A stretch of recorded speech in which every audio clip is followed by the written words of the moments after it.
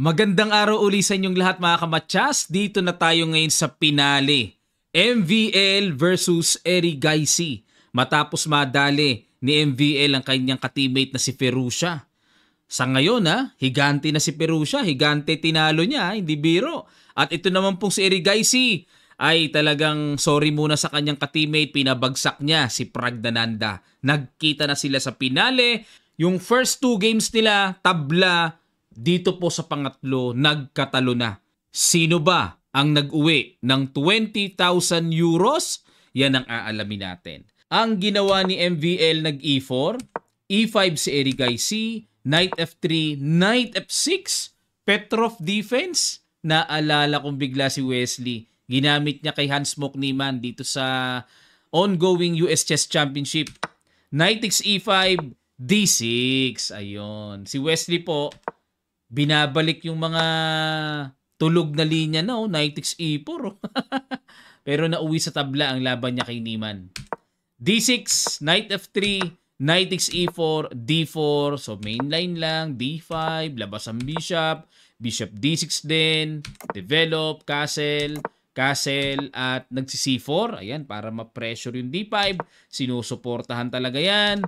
Knight C3 at dito talagang mapapakapture na ang black kasi pinupuwersa na yung knight sa E4 B takes C3, kumapture na sa C4 kasi baka mamaya makapturean pa ng white sa D5. Bishop takes C4 at nag-bishop F5. Yun din po yung technique ng pag-capture dyan at maagaw ng mabilisan ang diagonal na yan. At bishop G5, interesting line by MVL. Nag-queen A5. Okay, bookline na bookline. Para at the same time, nakadevelop na with tempo threat. At nag-knight H4. Tineret naman ang bishop. Bishop E6 umatras. Okay. May threat din naman sa bishop G5. At kumapture. Sa G5 bumawi. Knight F3. Linyado Queen A5 bumalik. At dito, nakahang pa yung bishop, nakahang yung pawn. Nako, mukhang babagsak na. Bumagsak na nga ang isang pawn. At dito po, kung magbibilangan tayo, ay 1 pawn down dito si MVL. Rook B1, threat ang B7, B6, at nag-queen E2. Pero, pag queen E2, novelty mga kamatsas. Ang old line ay palagi ang rook B3. Tapos pag nag-queen A5 ay nagdi-D5. Ayan, etc. Medyo malawak po ang teorya na yan. Okay, pero dito ay gumawa ng novelty si MVL para agawin ang E-file at yung tore ay ilalagay sa C1 kasi kailangan makompensate niya yung isang pawn Queen A5 at nag-D5. Aba, talagang matindi. D5 sacrifice. Malalim pala yan Kinapture ng pawn. Ano ba mangyayari kung queen ang ipang-capture dyan? Mag-rook FD1. Syempre, may threat din sa likod, sa bishop. Queen C5 lang yan para hindi lumayo sa bishop. Mag-rook BC1. At pagpalagay natin, takbo uli. And rook C4. Malalim. Pero dito ang point ng white, kahit na lamang ng 2 pawns ang black pero kapansin-pansin po ang undeveloped knight. Hindi rin basta-basta ma-develop ang knight kasi makukuha yung pawn sa C6. At grabe ang developments ng puti. Napaka-aktibo. So yun po yung kapalit ng 2 pawns. Compensated po yan. Okay, so balik tayo kaya C takes D5 or C pawn ang pinang-capture. Knight G5. Ayun, another interesting na naman. Ano na naman ang plano niyan? Kits ko na, kits. Nag-H6 kagad. Ayun, nag-react kagad. Kasi ito pong Knight G5, halimbawa, mapatira ng Knight C6 dito. May Queen C2. Nakadevelop nga. Pero may threatening matchas, may threatening capture sa Knight C6. Grabe yung mga kargahan ng lalim ng planuhan Nag-H6 paalis kagad at ayun dito po mga kamatsas, pakiguess nyo po yung interesting na binitawan ni MVL. Sa ilang sandali lang tutuloy kagad natin. Start.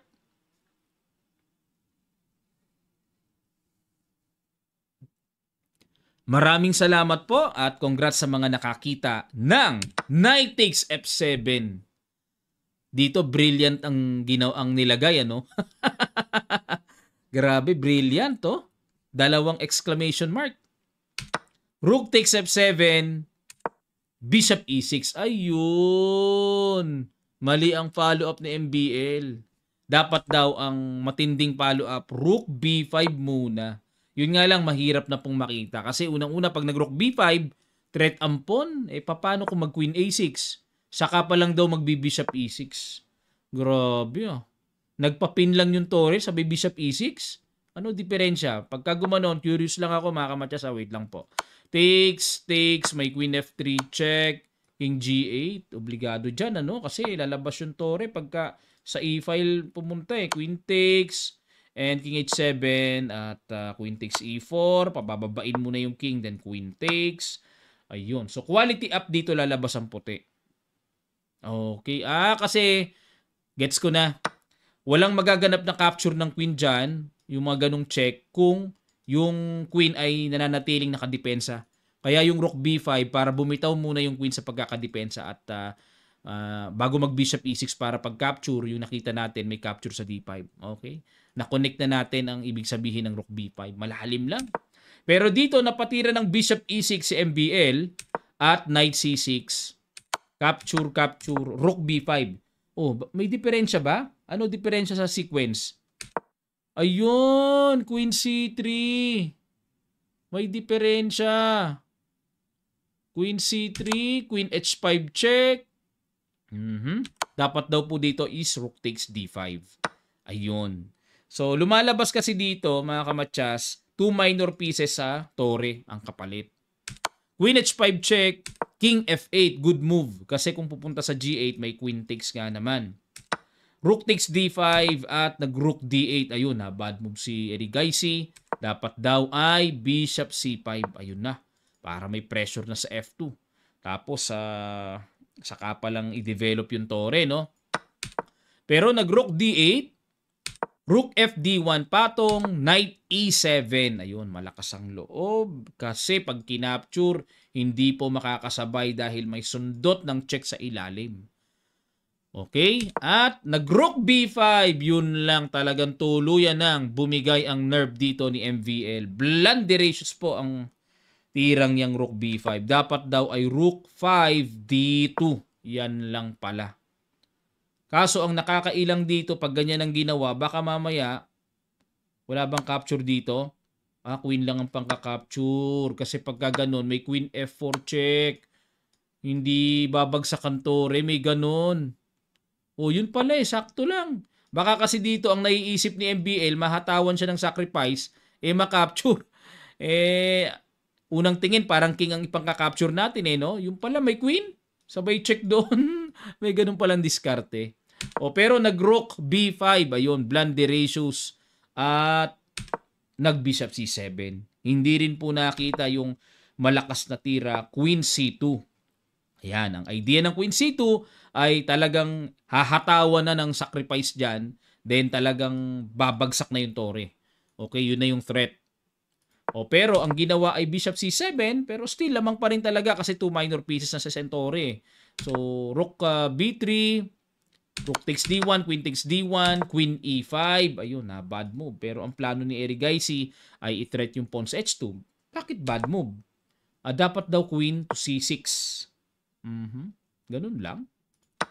Queen E5, G3, King G8, Rook E3, Queen C5, Queen B3 check, King H8, at Queen E6, Knight F5. Ayun. Kahit po lamang ng sa material exchange dito si Erigaisi, pero nangangailangan pa rin ng iba yung pag-iingat. Square by square, baka mamaya sumala yung tira.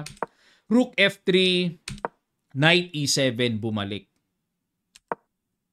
Talagang pwersado na ba yun? Halimbawa kung sumugod, Knight D4. May Queen E8 check. King H7, Rook F8. Ayun. Okay. So, pwersado. May atake na baka mapilitan na lang dito. Kaso pagka gumanyan, chumek, para makuha yung Queen takes, may ganun. Okay. Bagsak pa rin ng Bishop o kaya ang Knight. Balik tayo. Knight E7, Rook F8 check, King H7, Queen E4 check, Knight G6, at Rook E8. Yun lang. Okay, so ang idea is to play Rook E6. Naka-equalize dito si MBL. Nakabawi. Bishop E5. Okay, Bishop E5. Okay. Ipang tatakip sa F6. Rook E6, Bishop F6. Yun ang plano.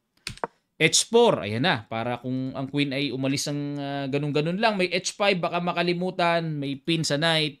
At nag-Queen D4. Hina muna ng Queen to Queen.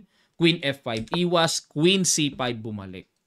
Okay? Queen to Queen ang hangad dito ni Erigaisi. Pero mali daw po eh. Dapat ay Queen D1 check. Pag nag-King G2 and H5. O, yan ang precise, accurate. No? Pero balik tayo sa Queen C5. Queen B1. Ayun, mali naman dito. Dapat daw po ay Queen takes C5, B takes C5, and Rook A6 para kuha na yung pawn. O nga, no? O, tapos pass pawn yan. Ito namang pawn eh, medyo malapit naman yung king dyan eh. So, yun pala. O, pero nag-Queen B1. Queen D5, Rook E1, H5. Ayun, para wala na talagang H5 dyan. At nag-Rook D1, Queen E6, Queen D3, Queen G4. Ayan, threatening Bishop takes H4. Ayun, nakaganon, ano? Pero dapat daw po is Queen takes A2. Pitasin na pala. Baka nailang dito si Erigaisi na baka mamaya may ganun eh. Oh, threat doon. Pero magkiking H6 lang. Tapang ng king, oh. Pero walang magawa puti. Walang mga ata-atake, no? Wala. Yun, balik tayo. Queen G4 at nag-King F1 iilag, no? Kasi ka-capture na. King H6, umilag na sa pin, chumek. Ayun, para manatiling bumalik. At Queen C2, pin ulit. King H6, para igagalaw na talaga ni Erigaisi yung Knight eh. Nag-Rook D5, Knight E5. Ito yatang pangatlong laban. Armageddon na yata to kasi parang naramdaman ko ayaw magpatabla ni MBL eh. Di ba? Mukhang Armageddon na eh. Ayaw patabla eh. Nagpipilit ang puti eh. Sa Armageddon, white must win, di ba? Armageddon na nga ito. Oo. So dito, tabla lang ang kailangan. Napansin nyo, iniiba. Ayun. Ibig sabihin, pagka nag-1-1 sa first two games, yung pangatlo, Armageddon na. Okay, gets na. Kasi, ayun, napuwersa na. Kapansin-pansin eh. Umiiwas si MBL sa tabla eh. Ayun na, bad move. Dapat daw po King E2. Grabe, no? Dalawang square lang pagpipilian eh. Na mali pa. Sayang yung tira. King E1, Knight E4, Rook C4, Knight C3. Na bad move din naman dito si Erigaisi. Dapat daw po is Knight C5 lang. Solid muna. Knight C3, A3. Ayun, dapat naman daw is A4. Okay. A3, B5, Rook C6, A5. Good move. Ayun, makakapag-produce na yata ng strong pass po, no? F3, King, H7 para makagalaw na yung bishop. Nakapin kasi. G4 din kasi ang idea pala. Rook C5, B4. Ayun, nagmadali dito si Erigaisi. Dapat daw po ay King G6 lamang. Depensahan lang yung pawn sa H5. Okay? Nag B4, takes, King D2. Ayun. Dito naman daw, bakit naman hindi raw kinapture yung pawn sa H5? Pag nag King G6, Rook H8 para doon dadaan kung magpupush. Ayun, makokontrol din pala. No? Pero nag King D2, King G6, King D3, Knight D1, bad move. Nangangalikot si Erigaisi. Dapat daw po ang tira is King F7. Ayun, activate the king lang. Knight D1, Rook B5, syempre, Rook behind pass pawn, Bishop C3, nag-King E2, Knight B2, G4, capture, Knight C4, King F3, ayun, bad move. Blunderatious. Dapat daw ang tira ay Rook G5 check, King F6, and Rook B5. Tapos magda-Knight D6, etc. Pero hindi nga pwedeng tabla eh. Tabla lang kay Erigaisi eh, no?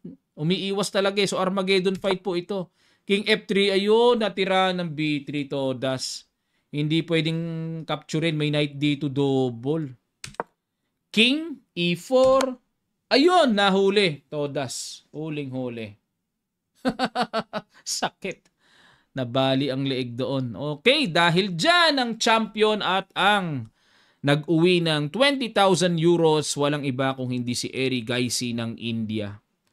Lahat yata ng malakasang tournament ngayon mga kamatsas, laging may Indian, hindi pwedeng wala. Napansin ko lang laging may Indian. Napakalakas ng India ngayon. Bago mag-pandemic, ang malakas sa Team China. Bilib ako sa China. Talagang pag mga Chinese talaga halos kuhain, andyan sila Bu Shangxi, no? Ang daming malalakas ngayon po. Puro Indian naman ngayon. Pero ang nakakatuwa, puro Asian. Nawala na yung era na dati ang malalakas Russian mga European. Ngayon, nasa Asia ngayon ang malalakas sa buong mundo mga kamatsas. Sa Olympiad ba naman men and women kinuha ng India. Talagang malakas ang India talaga. Okay po, yan ang kaganapang nangyari po sa WR Chess Masters Cup. Maraming salamat sa inyong pagsubaybay at marami pa po tayong i-analyze mga kamatsas. Kung meron po kayong gustong ipa-analyze na interesting game, lapag nyo lang sa comment section below. At muli po, ako'y nag-iimbita sa mga gustong mag-undergo training this coming November. Group training online po ito via Zoom at gagamit po tayo ng Lichess diagram para sa lesson demonstration. Ay mag-enroll na po kayo. Ang details and registration form ay nasa comment section below lang po nakapin. Maraming salamat. Magkita-kita pa tayo sa mga susunod pang chess updates.